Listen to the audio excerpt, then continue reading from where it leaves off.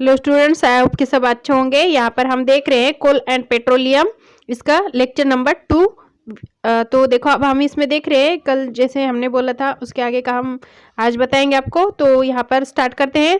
Natural research, यानी natural research means प्राकृतिक संशोधन। तो इसमें कौन कौन सी चीजें आते हैं, तो देखो, both living and non living things found in nature that we use are include in natural research. तो इस नेचुरल रिसर्च में जो शामिल चीज़ें हैं, जो both living and non living, यानी कुछ जीवित है और कुछ नॉन लिविंग थिंग्स है, यानी कोई अजीवी है। तो इसमें फाउंड हमने नेचर में सब कुछ यूज करते हैं, इंक्लूड होते हैं, यानी इसके अंदर शामिल हो जाते हैं नेचर रिसर्च के अंदर।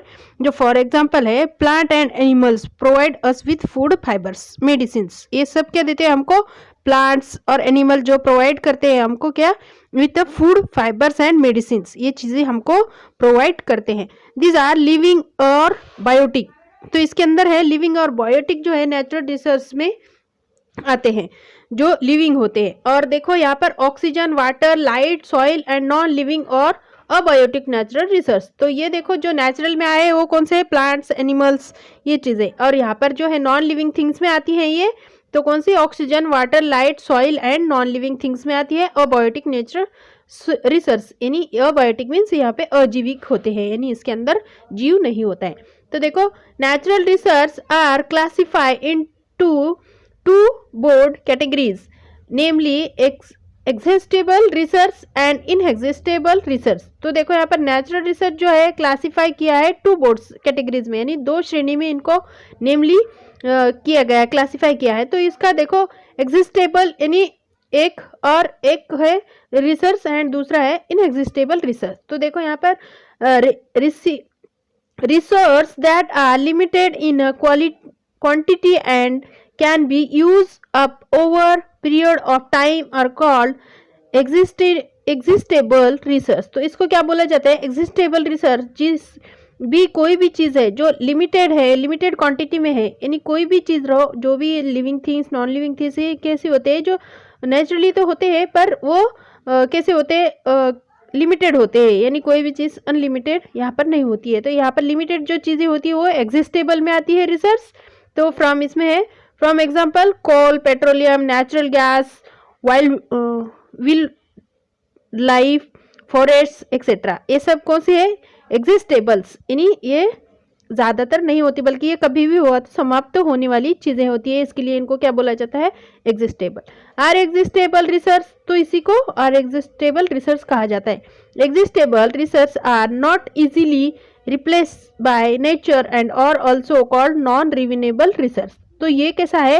एग्जिस्टेबल रिसर्च जो है नॉट इजीली, यानी इसको जो है रिप्लेसमेंट नहीं होता है इसका, नेचर आर ऑल्सो कॉल्ड, और नॉन रिन्यूएबल रिसर्च है, यानी इसका रिन्यूएबल रिसर्च नहीं है। जो भी चीज़ है वो एक ही है और वो खत्म हो सकती है, तो इसको हम रिपीट अगेन या फिर रिन्यूएबल, इसको कुछ भी नहीं कर सकते। तो देखो यहाँ पर बाजू में बताया है फिगर्स में, कोल, पेट्रोलियम एंड नेचुरल गैस, ये जो है एग्जिस्टेबल रिसर्च में आते हैं, यानी ये हमको ईंधन जो है हमको मिलता है कोल पर, ये कैसा है? तो एग्जिस्टेबल है, यानी ये खत्म होने वाली चीज़ें हैं कभी भी।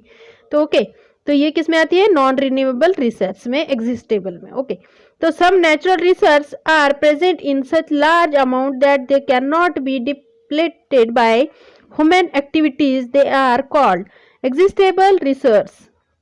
तो ये जो इनएग्जिस्टेबल रिसर्च है, अब हमने देखा एग्जिस्टेबल रिसर्च, अब हम देखेंगे इनएग्जिस्टेबल रिसर्च। यानी इनएग्जिस्टेबल मीन्स अटूट होता है, यहाँ पर बेशुमार, यानी यहाँ पर बहुत ज़्यादा होते हैं, और ये रिवर्सेबल भी होते हैं। तो देखो, for example air and sunlight inexhaustible research है, और continuously replace by nature in depend और their consumptions, therefore these are also called renewable.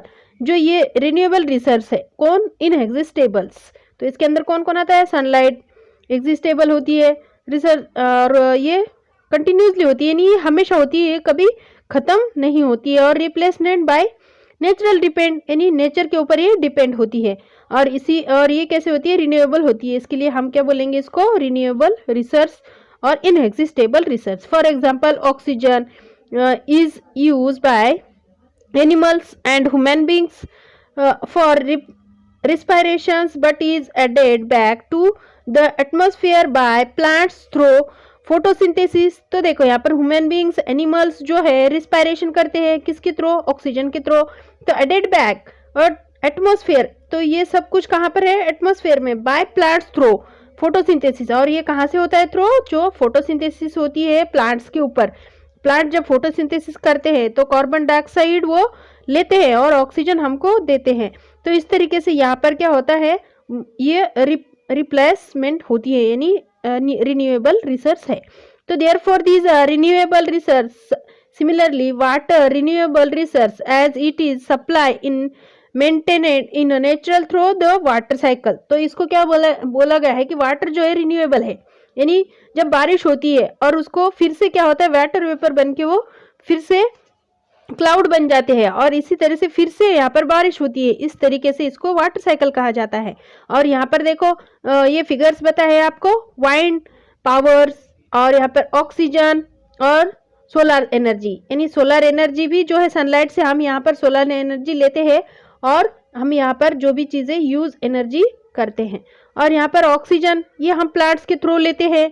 और यहाँ पर वाइंड पावर्स, यानी हम बिजली, वाइंड से भी बिजली हम तैयार कर सकते हैं। तो ये कैसे है, रिन्यूएबल है और इनएग्जिस्टेबल रिसोर्स इनको कहा जाता है। ओके, तो sometimes when the rate of consumption of renewable resource is more than the rate of its replacement it start getting existed by, for example, deforestation of causing reductions in the forest over and overconsumptions of water is leading to a decrease is a groundwater day by day। तो ये कैसे होता है कि sometimes कभी कभी sometimes when the rate consumptions renewable, यानी ये कभी कभी रिन्यूएबल रिसोर्स होते हैं more than rate of this replacement. और ये सभी कैसे होते हैं, रिप्लेसमेंट होते हैं, स्टार गेटिंग एग्जिस्टेबल। तो इसी को क्या बोला जाता है, एग्जिस्टेड। फॉर एग्जांपल जैसे डिफोरेस्टिंग, यानी यहाँ पर परिवर्तन करना, काउजिंग यानी इसकी वजह से, रिड्यूस यानी यहाँ पर कम करना, reduction in the forest over cover and over consumptions, यानी ज़रूरत से ज़्यादा हम इसको अगर वाटर इज लीडिंग यानी प्रमुख यहाँ पर होते हैं, और डिस्क्रिशन यानी यहाँ पर भी कुछ कम चीज़ें, ground under day by day. तो जो भी चीज़ें हैं अगर हमने इनको ज़रूरत से ज़्यादा यूज़ किया तो ये भी क्या हो सकते हैं, अभी तो वो है ज़्यादा मात्रा में है, पर ये क्या हो सकते हैं, ज़्यादा हमने अगर इसको ओवर कंजप्शन किया, ज़्यादा यूज़ किया, तो इससे क्या हो सकता है, डिस्क्रीज हो सकता है, यानी ground water day by day. तो जो ग्राउंड वाटर है, जो पानी है, वो हम यूज़ जो करते हैं तो उसको हम लिमिट में करना चाहिए, बल्कि अनलिमिटेड नहीं करना चाहिए, ताकि उसकी वजह से हमको जो है ग्राउंड वाटर हो या जो भी चीज़ें हैं इनको हम आसानी से यूज़ नहीं कर पाएंगे, ताकि वो कम कम होते जाएंगे। इसके लिए हमको उनको जो है ओवर कंजप्शन नहीं करना चाहिए। ओके स्टूडेंट्स, तो अगला जो वीडियो है मैं अगले वीडियो में बताऊंगी अगले पेज का। Thank you for watching, subscribe to my channel.